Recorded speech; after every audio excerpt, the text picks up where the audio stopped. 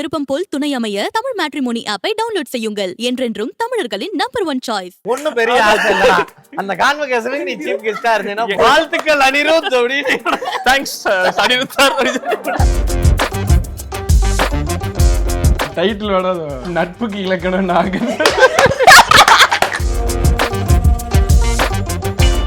அந்த ஏரியால தான் நான் அதிக டேட்ஸ் சினிமாவுக்கு கொடுக்க வேண்டியதா இருக்கே தவிர எனக்கு வந்து கோ டு பிளேஸ் வந்து எனக்கு நக்லைட்ஸ் தான். இவ்வளவு அகடா பார்த்த ஒரு ஸ்கிரீன் ரைட்டர் இந்தியால கிடையவே கிடையாது. எத்தனை கிருஷ்ணகாந்த் வந்தாலும் சரி சட்டையை கிழிச்சு உருள்ற ஃபேனா தான் நான் பாக்யராஜ் சாருக்கு. ஆனா சீரியஸில் நீங்கள் நக்லைட்ஸில் போய் சேர்ற எபிசோட் பயங்கரமாக இருக்கும், பயங்கர ஃபன்னாக இருக்கும். நீங்கள் நக்லைட்ஸ் பற்றி பிளான் போட்டுருப்பீங்க. இந்த நக்லைட்ஸ் வந்து இந்த மாதிரி வார்த்தை அதிகமாக யூஸ் பண்ணுறாங்க, கோவை ஸ்லாங்கே அவங்க வந்து ப்ளஸ் பாயிண்ட் நினச்சிட்டு இருக்காங்க அப்படின்ற மாதிரி நீங்கள் பேசிகிட்டு இருப்பீங்க. நீங்கள் நக்லைட்ஸ்குள்ளே போன ஜேர்னி பற்றி இப்படி தான் இருந்துச்சா கிட்டத்தட்ட? அந்த ஜேர்னி பற்றி சொல்லுங்கள், அப்படியே ஒரு காட்சியை விவரிச்சிங்கன்னா சூப்பராக இருக்கும்னு நினைக்கிறேன். நான் நக்லைட்ஸ்குள்ளே ஜாயின் பண்ணது வந்து காலேஜ் படிச்சுட்டு இருந்தேன். அப்போது எங்கள் வீட்டில் என்னென்னா, நீ காலேஜ் சேர்ந்து ஒரு வருஷத்துக்குள்ளே ஏதோ ஒன்று சாதிக்கணும் அப்படிங்கிறது தான் எங்கள் அப்பாவோட. அதாவது என்னன்னா, காலேஜ் வருஷத்துல ஏன்னா நான் வந்து மார்க் வந்து ஆக்சுவலாக கம்மியாக எடுப்பேன்னு நினச்சிருந்தாங்க. விஸ்காம்லாம் இவனை சேர்த்த வேணாம், இவனை கொண்டு போய் எங்கேயாவது ஒரு நார்மல் குரூப்பில் சேர்த்து நம்ம ஜெயிச்சிடலாம் அப்படின்னு எங்கள் அப்பாவோட ஆசை. ஆனால் அவர் என்ன சொன்னார்னா, நீ ஒரு 600 மார்க்குக்கு மேலே எடுத்தீங்கன்னா விஸ்காம் உன்னை சேர்த்து விட்றேன், அது கம்மியாக எடுத்தீங்கன்னா நான் சொல்கிறதா நீ படிக்கணுன்ட்டாங்க. ஏன்னா அவன் அவ்வளோ கான்ஃபிடென்ட், இவன் 600 மார்க் மேலே அப்படின்ட்டு. நான் வந்து எப்படின்னா, என்னால் முடியும், ஆனால் வேணும்னே இந்த ஜஸ்ட் பாஸ் கோர்ட்லேயே சுற்றிட்டு இருக்கேன். ஒரு 10 மார்க் எக்ஸ்ட்ரா எழுதுனா மார்க் வரும்னு தெரியும், ஆனால் நான் எழுத மாட்டேன், வேணும்னே பாஸுக்கு மட்டும் எழுதிட்டு சுற்றிட்டு இருந்தேன். ஆனால் நான் இந்த விஷயம் நடக்கும்போது எக்ஸாம் எழுதி முடிச்சிட்டேன். நான் போய் இப்போ எடுத்து பார்க்குறேன், கொஸ்டின் பேப்பர்லாம் எடுத்து எவாலுவேட் பண்ணி பார்க்குறேன், 600 எனக்கே வரல. சரி ஓகே, அவங்க தான் ஜெயிச்சாங்க போல், சரி பார்ப்போம் அப்படின்னு நின்றுட்டு இருந்தேன். கரெக்டாக மார்க் வந்தப்போ நான் 900க்கு மேலே எடுத்துட்டேன். எடுத்த உடனே அங்கே எல்லோரும் சூப்பராக, எப்படி இவனுக்குள்ளே போகிற ஒரு திறமை இருந்திருக்குன்னுலாம் சொல்லிட்டு இருந்தாங்க. நான் டேராக பேப்பரை வாங்கிட்டு எங்கள் அப்பா கிட்ட போய் போட்டு விஸ்காம் அப்படின்னு சொல்லி சேர்ந்துட்டேன். அப்பா அவங்க சொன்னது என்னென்னா, சேர்த்து விட்றேன், ஆனால் ஒரு வருஷத்தில் நீ எதாவது சாதிக்கணும், இல்லைன்னா அப்புறம் பார்த்துக்கோ, பழையபடி டிஸ்கன்டினியூ பண்ணிட்டு நான் சொல்கிறதா நீ பண்ணணும் அப்படின்ற மாதிரி. விஸ்காம் படிச்சிட்டு இருக்கும்போதே சாதிக்க சொன்னாங்க. இல்லை, ஒரு வருஷத்துல இருந்தாங்க. முடிச்சு ஒரு வருஷம் தாராளமாக டைம் படிக்க ஒரு படிக்க சர்டிஃபிகேட் வர்றதுக்குள்ள, ஆமா, அதாவது ஃபர்ஸ்ட் இயர் முடிகிறதுக்குள்ள சாதிக்கணுன்றது தான் இது. கான்வகேஷன் போட்டோலாம் எடுக்கிறதுக்குள்ள நாங்க தொப்பி பறக்க விடும் போதே சாதனையாளனா தான் பறக்க வருவேன். ஐயரே, நீ கான்வகேஷன் டேக்கே நீ தான் சீஃப் கெஸ்டா போகணும். ஒன்னும் பெரிய ஆசை இல்ல. அந்த கான்வகேஷனுக்கு நீ சீஃப் கெஸ்டா இருந்தேன்னா இடது கையில உனக்கு நீயே சர்டிஃபிகேட் கொடுத்து உனக்கு நீயே வலது கையில வாங்கிட்டு வீட்டுக்கு போ. வாழ்த்துக்கள் அனிருத் அப்படி. Thanks Anirudh sir. ஒரு கண்ணாடியை வச்சுட்டு போய்கிட்டே இருக்கு இல்லையா? இல்ல, டெவலப் பண்றேன் இப்ப சமீபத்துல அப்படிதான் டெவலப் பண்ணி. ஸோ அந்த மாதிரி ஒரு இது பண்ணிட்டாங்க. எனக்கு என்னென்னா, என்ன பண்ணுறதுனே எனக்கு ஐடியா இல்லை. நான் வந்து ஒரு மல்டிபிள் இன்ட்ரெஸ்டான பர்சனாக அப்போ இருந்தேன். எனக்கு என்னென்னா, டைரக்ஷன் பண்ணணுன்னு அப்போ ஆசை, மியூசிக் பண்ணணுன்னு ஆசை. ஏன்னா அப்போ தான் இதுக்குள்ளே ஓப்பன் பண்ணி விட்ருக்காங்க. ஸோ அதனால் நான் எல்லாமே பண்ணிருந்தேன். என் காலேஜ்லேயே அதுக்கேற்ற மாதிரி ஃபஸ்ட் நாளே போயிட்டு அவங்களுக்கு என்ன எடுக்கிறதுன்னு தெரில. எல்லோரும் ஒரு ஃபோன் இருக்கிறவங்க எல்லோரும் இருக்கணும்னு, நீங்களே போய் ஒரு ஷார்ட் ஃபிலிம் எடுத்துகிட்டு வந்துருங்க 5 பேரா அப்படின்ட்டாங்க. அப்போ போய் எடுக்கும்போது எல்லா வேலையும் எல்லோரும் பண்ணி தான் ஆகணும். அப்போ எனக்கு அது கொஞ்சம் இன்ட்ரெஸ்டிங்காக இருந்தது. அதில் வேறு வழி இல்லாமல் நான் நடிகனாக வேண்டிய நேரம் வந்துருச்சு. ஏன்னா இவனுக்கு எல்லாருமே என் கிரகம் நான் நடிச்சு தொலைய வேண்டியதாயிருச்சு. இந்த சமூகத்துக்கு நான் ஒரு நடிகனா வர வேண்டியதா போச்சு. இந்த ஃபிலிம் எது கண்டுபிடிச்சாங்க? ஓ, நான் நடிக்கிறேக்கா. நான் நடிக்கிறதுக்கா? டிஜிட்டலைஸ் ஆனதே எனக்காகத்தானா? சரி கருமம் போ, தேக்கு நிறைய போவேன், அதனால டிஜிட்டலைஸ் பண்ணிருக்கீங்க. அப்ப எல்லாரும் நான் நடிக்க மாட்டேன்ட்டாங்க. இப்ப அந்த கேரக்டர் பண்ணி ஆகணும், வேற வழி இல்லை. நான் தான் அந்த கதையை வேற எழுதுனதா. சரி, நானே ஃப்ளெக்சிங் நல்லா நான் வேற எழுதிட்டேன், அதனால நான் நடிச்சாகணும். ஜஸ்டிஸ் பண்றதுனா அது என்ன கதைன்னு சொன்னா எழுதுனது சொல்றதுக்கே அதனால நான் சொல்லல. சொல்லலாம் ப்ரோ, ஒன்லைனா சொல்லுங்க. நீங்க நீதான் தைரியமான ஆளாச்சா? டைட்டில் வேணா கதையே சொல்லுங்களா? நட்புக்கு இலக்கணம் நாங்க. ஸோ அந்த மாதிரி இதில் இருந்ததால அப்போ எதுவுமே ஒர்க் ஆகலை. இவங்க வேறு டெய்லியும் டே பை டே எங்கள் வீட்டில் வந்து ப்ரெஷர், என்னடா இன்னைக்கு என்னடா பண்ணேன், ஆமாம் அதான் இன்னைக்கு என்ன அப்டேட்டு அப்படிங்கிற மாதிரி கேட்டே இருந்தேன்.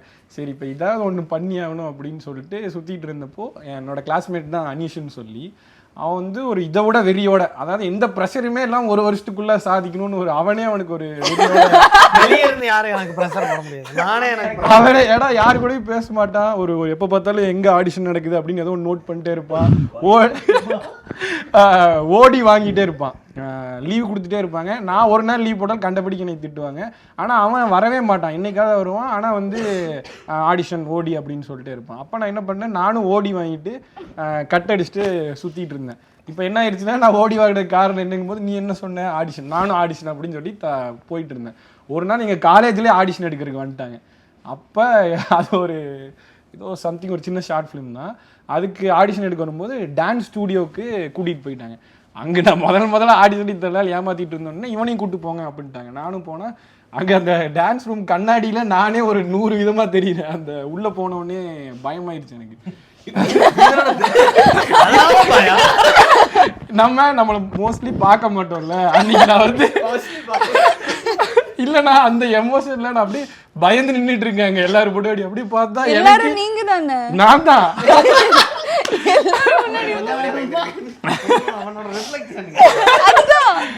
அது ரொம்ப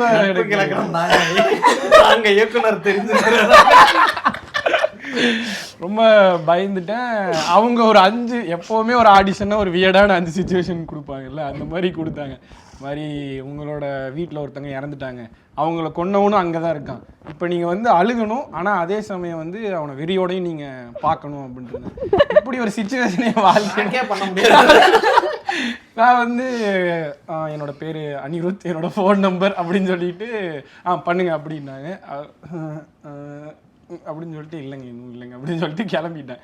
அவங்க அப்பயே போக சொல்லியிருந்தா கூட நான் தப்பிச்சு போயிருப்பேன். அவங்க வெயிட் பண்ண சொல்லி எல்லாம் முடிஞ்சக்கப்புறம் தனித்தனியாக கூப்பிட்டு இந்த மாதிரி சொல்லிட்டு இருந்தாங்க, இவங்க ஓகே இவங்க ஓகே.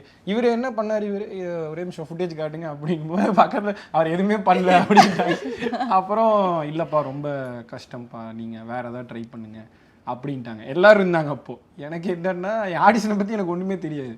அப்போ வெளியே வரும்போது இவங்க என்ன ஆடிஷன் பண்ண முடியாதுங்கிறாங்க, நம்ம அடுத்த ஆடிஷனில் செலக்ட் ஆகணும், இவ்வளோ தான் எனக்கு இருந்தது. என்னவா இருந்தாலும் சரின்னு சொல்லி அனீஷ்கிட்ட போய் என்னடா பண்ணு எதிராக பண்ணுன்னு கேட்டேன். மாதிரி அவங்க சொல்லுவாங்க நடிச்சு காட்டணும் அப்படிங்கிற மாதிரிலாம் சொல்லிட்டு இருந்தாங்க. அப்புறம் வந்து நான் இன்னொரு ஆடிஷன், அதுக்கு அடுத்த ஆடிஷன் அனீஷ்கிட்ட தான் கேட்டு வச்சுருந்தேன். இந்த மாதிரி இங்கே கணபதியில் வந்து நடக்குது வா அப்படின்னு சொன்னேன். அப்போ போனேன். போய் அதோட ஒரு ரொம்ப ஆவரேஜான பெர்ஃபார்மன்ஸாக பண்ணேன். பட் ஆனால் ஒரு 3 மாதம் கழிச்சு நீங்கள் செலக்டட் அப்படின்ட்டாங்க. நான் என்னென்னா இந்த ஆடிஷன் பண்ணிவிட்டு இதே மறந்துட்டு நான் நார்மலாக இது பண்ணிட்டு மாதிரி ஆடிஷன்லேருந்து பண்ணியிருந்தீங்களா கூப்பிட்றோம் அப்படின்னு. என்ன ஆடிஷன் ஏது அப்படின்னா அடுத்து ஜெயிக்கணும்னு சொல்லி ஒரு 3 ஆடிஷன் 4 ஆடிஷன் பண்ணிட்டு வந்துட்டேன். விடவே இல்லை, அவர் உட்காரவே இல்லை பார்த்தீங்களா. அப்புறம் கூப்பிட்டு இந்த மாதிரி கேட்டோடனே இந்த மாதிரி நக்லைட்ஸ்லேருந்து கூப்பிட்றோம் அப்படின்னோடனே எனக்கு அப்போ ஒன்றுமே தெரியாது. ஆக்சுவலாக யூடியூப் இருக்குன்னு கூட எனக்கு தெரியாது. அப்போது இந்த மாதிரி அனீஷ் வந்து இந்த மாதிரி அவனும் செலக்ட் ஆகிருந்தான். அதில் நானும் போகிறேன் நீயும் வாங்கும்போது அப்புறம் தான் நக்லைட்ஸ் ஆஃபீஸ் போய் அப்படி தான் நான் ஜாயின் ஆனது நக்லைட்ஸ். ஓகே, இங்கே இருக்கிற ஒவ்வொருத்தரும் குடும்பசன் படத்தில் ஒவ்வொரு கான்ட்ரிபியூஷன் பண்ணியிருக்கிறீங்க. ஃபர்ஸ்ட் ஆஃப் ஆல் உங்களை பற்றி கேள்விப்பட்டோம், நீங்கள் வெண்ணிலா கேரக்டருக்கு நீங்கள் தான் வாய்ஸ் கொடுத்தீங்க அப்படின்ற மாதிரி. அந்த வாய்ப்பு எப்படி வந்துச்சு, என்னென்ன சேலஞ்சஸ் இருந்துச்சு உங்களுக்கு அந்த கேரக்டருக்கு டப் பண்ணணும் அப்படிங்கும் போது? என்னை வந்து வாய்ஸ் டெஸ்ட் எடுத்தாங்க, நக்லைட்ஸில் இருக்கிறவங்களே எனக்கு தெரிஞ்சு எடுத்தாங்கன்னு நினைக்கிறேன். அப்போது வாய்ஸ் டெஸ்ட் அனுப்பி ஐ திங்க் ஒரு 2 வீக்ஸ்லேயோ என்னமோ கால் பண்ணி நீங்கள் செலக்டட் சென்னைக்கு வாங்க அப்படின்னு சொன்னாங்க. டப்பிங் ஆக்சுவலாக எனக்கு ரொம்ப புதுசு, நான் இதுக்கு முன்னாடி பண்ணதில்லை. ஸோ அங்கே போய் சேலஞ்சஸ்ன்னு பார்த்தா Saanvi she is a great performer. அவங்க ஃபஸ்ட்டு பார்த்தப்போ எனக்கு வந்து இது எப்படி மேட்ச் பண்ண போகிறோம் அப்படின்னு தான் இருந்தது. அப்புறம் வாய்ஸில் உயிர் கொடுக்கணுன்ற விஷயம் ஒன்று. கண்டிப்பாக ஆக்டிங் ஒன்று, but dubbing for another person அப்படின்றது அது இன்னும் டிஃப்ரெண்ட். அவங்களோட வாய்ஸ் டெக்ஸ்டர் நம்ம மேட்ச் பண்ணணும் அப்படின்னு ட்ரை பண்ணியிருந்தேன். ஸோ ஃபர்ஸ்ட் ஃபியூ ஹார்ஸ் கொஞ்சம் கஷ்டமாக இருந்தது. 3 நாள் டப்பிங் போனேன்னு நினைக்கிறேன். அதுக்கப்புறம் ராஜேஷ் அண்ணா, அப்புறம் அங்கே சவுண்ட் இன்ஜினியர் ஒருத்தங்க இருந்தாங்க ராஜன் அப்படின்னு சொல்லிட்டு, அப்புறம் அஸ்வின், அவங்களாம் ரொம்ப கம்ஃபர்டபுளாக ஃபீல் பண்ண வச்சாங்க. ஃபர்ஸ்ட் டைம்னு தெரிஞ்சு பேஷண்ட்டாக இருந்து சொல்லி கொடுத்து, நான் ஃபஸ்ட்டு எந்த சீன்னா அந்த காரில் போயிட்டு இருப்பாங்கல்ல, அப்போது ட்ரெஸ்ஸை கட்டிகிட்டே ஷீல் டாக் மாட்டிட்டோ இல்லை ஓப்பனிங் ஷாட். அப்போது நான் வந்து ஒரு இது போட்டிருந்தேன், ஜாக்கெட் ஸ்வெட்டரோ என்னமோ. அப்போது அந்த எஃபெக்ட் கொடுங்க அப்படின்னாங்க. எஃபெக்டா, ஓகே ஃபைன் அப்படின்னு என்னோட ஸ்வெட்டரை பிடிச்சி இப்படி இது பண்ணிட்டு இருந்தேன். ஏம்மா நீங்கள் SFX கொடுக்க வேண்டாம், டப்பிங் பண்ணுங்க. செம ஃபன்னாக இருந்துச்சு. ஜெல் ஆகிட்டோம் அப்புறம் அப்படின்னு நினைக்கிறேன், தெரியல, ஓட்டிகிட்டு தான் இருந்தாங்க. அப்போது SFXலாம் கொடுக்காதீங்க அப்படின்னு சொல்லிட்டு ஸோ அப்படியே ஆரம்பித்து கடைசியில் எல்லாருக்கும் ரொம்ப நல்லா பண்ணியிருந்தீங்க அப்படின்னு சொல்லும்போது ஓகே பேரை காப்பாற்றிட்டோம் அப்படின்னு சந்தோஷப்படுது. ஓகே, மணிகண்டன் அவர்கள் வந்து டப்பிங் பற்றி ஒரு விஷயங்கள் சொல்லும் போது அவ்வளோ ஆச்சரியமாக இருக்கும். டப்பிங்காக இவ்வளோ மெனக்கடல் கொடுப்பார் அப்படின்றது வந்து எங்களுக்கு ஆச்சரியமாக இருக்கும். ஸோ உங்களுக்கு எதுவும் ப்ளஸ் பாயிண்ட்ஸ் அவர் வந்து கொடுத்துட்டே இருந்தார் டப்பிங் சமயத்தில்? அவர் அவ்வளோவா மீட் பண்ணல, கடைசியில் ஒரு பேட்சுக்கு மட்டும் வந்திருந்தார். அப்போவே ஆக்சுவலாக என்னென்னா ஃபஸ்ட்டு டப்பிங் பண்ணும்போது அவரோட சில போர்ஷன்ஸ் டப் பண்ணியிருந்தார். ஸோ அதை கேட்கும்போது எனக்கு இன்னும் இன்டிமிடேட் ஆகும். 2 பேரோட டப்பிங் மட்டும்தான் எனக்கு கேட்டுட்டு இருந்துச்சு அந்த டைமில். தனமம்மா, மணிகண்டன் அவங்களோடது ரெண்டுமே எனக்கு வந்து நான் என்ன பண்ணிகிட்ருக்கேன் இங்கே அப்படின்னு தான் தோணும்.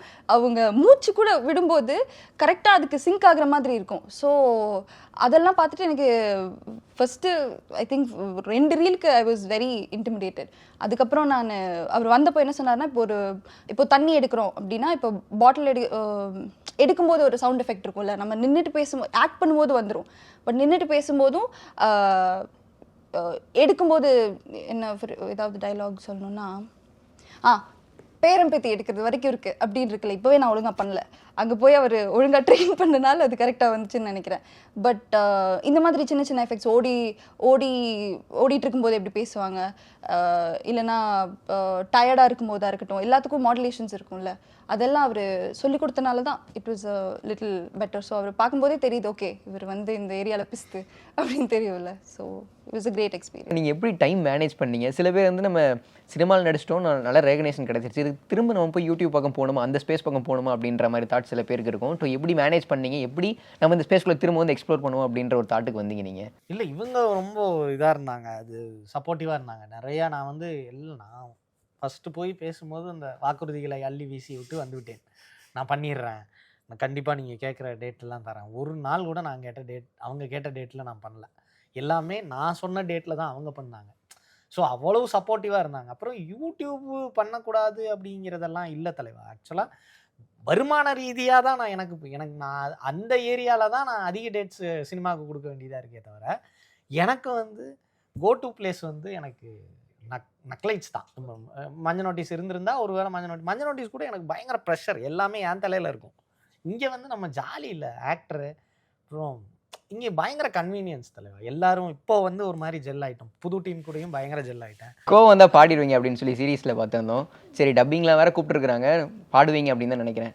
பாடிட்டீங்கன்னா இல்லைங்க, விளையாட்டுக்கல நிஜமாவே நல்லா மிமிக் பண்ணுவாங்க. நம்ம இல்லைங்க சிங்கர் இல்லைங்க, மிமிக்ரி இல்ல நல்ல சிங்கர், நல்ல சிங்கரும் கூட. கூடுதல் தகவல், அவங்க ஒரு நல்ல பாடகி. சரி, ஓகே, ஒரு பாட்டு பாட வச்சுட்டு அதுக்கப்புறம் இல்ல மிமிக்ரி பண்ணிட்டே பாட வைங்க. இந்த மாதிரி எத்தனை டைட் இருக்கு.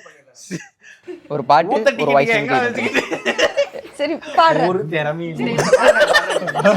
அவங்க பாட்டுக்கு போயிட்டு இருக்கிறாங்க வேற எங்கேயும் பாடுறாங்க. பாடுங்க. காதல் வாசம் என் தேகம் பூசும் காலங்கள் பொய்யானதே, தீராத காதல் தீயாக மோத தூரங்கள் மடை மாறுமோ, வான் பார்த்து ஏங்கும் சிறு புள்ளின் தாகம் காணல்கள் நிறைவேற்றுமோ, நீரின்றி மீனும் செயருண்டு வாழும் வாழ்விங்கு வாழ்வாகுமோ.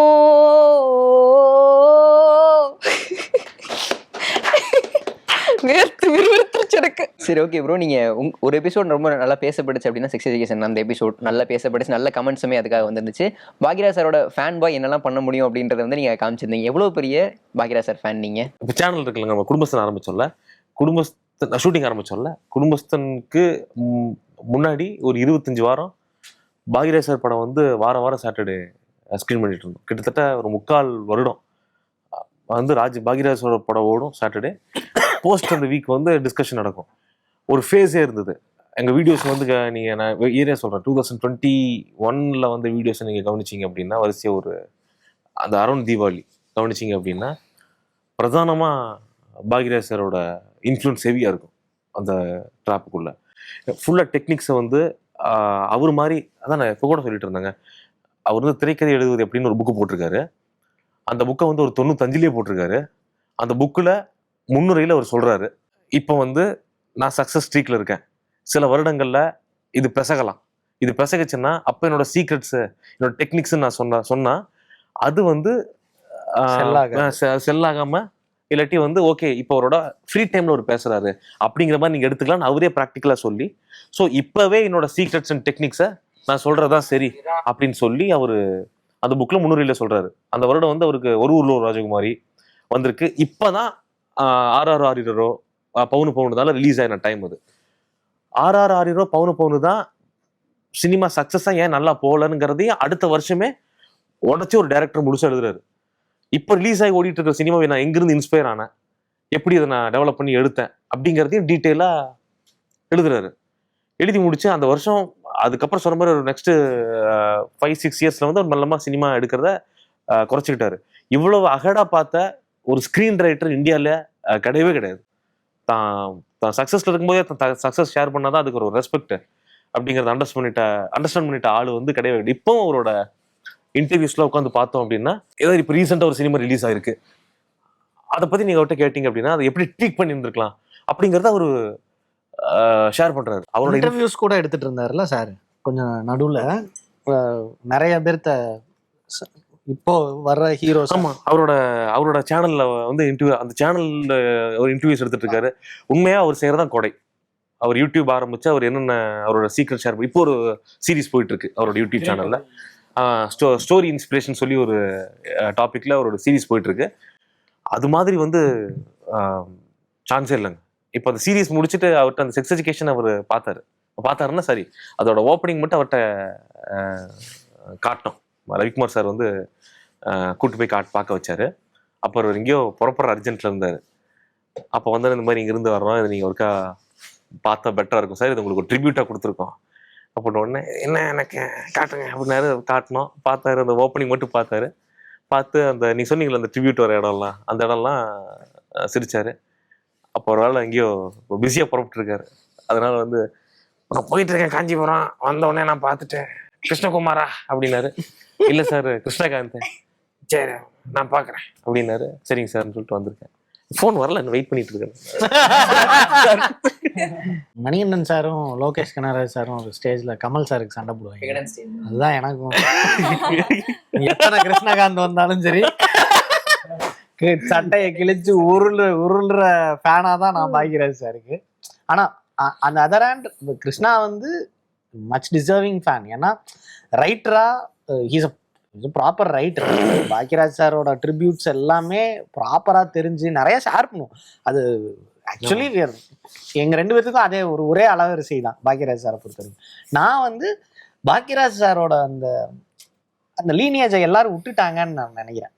ஆக்டராகவே இப்போ மலையாளத்தில் ஸ்ரீனிவாசன் சார் பண்ண ஒரு ஒர்க் இருக்குல்ல, அதை வந்து தமிழில் பாக்யராஜ் சார் தான் எடுத்துகிட்டு வந்தார். சவுத்தில் யாராவது ஒருத்தர் பண்ணிக்கிட்டே இருந்தாங்க. ஆனால் ஆஃப்டர் பாக்யராஜ் யாருமே இல்லாமல் போயிடுச்சு அந்த ஏரியா. அதை நான் கிராக் பண்ணணும். என்னைக்காவது ஒரு நாள் ஒரு மார்க்கெட்டை நான் கல்டிவேட் பண்ணுனா நான் அந்த ஸ்பேஸுக்கு தான் போய் நிற்கணும்னு நான் ஆசைப்படுறேன். எல்லாருக்குமே வாழ்த்துக்கள். ரொம்பவே நன்றி. ரொம்பவே பொறுமையாக ரொம்ப அழகாக உங்களோட பதில்கள் கொடுத்துருந்தீங்க. தேங்க்யூ ஸோ மச் எல்லாருக்கும். தேங்க்யூ. உங்களின் விருப்பம் போல் துணை அமைய தமிழ் மேட்ரிமோனி ஆப்பை டவுன்லோட் செய்யுங்கள். என்றென்றும் தமிழர்களின் நம்பர் 1 சாய்ஸ்.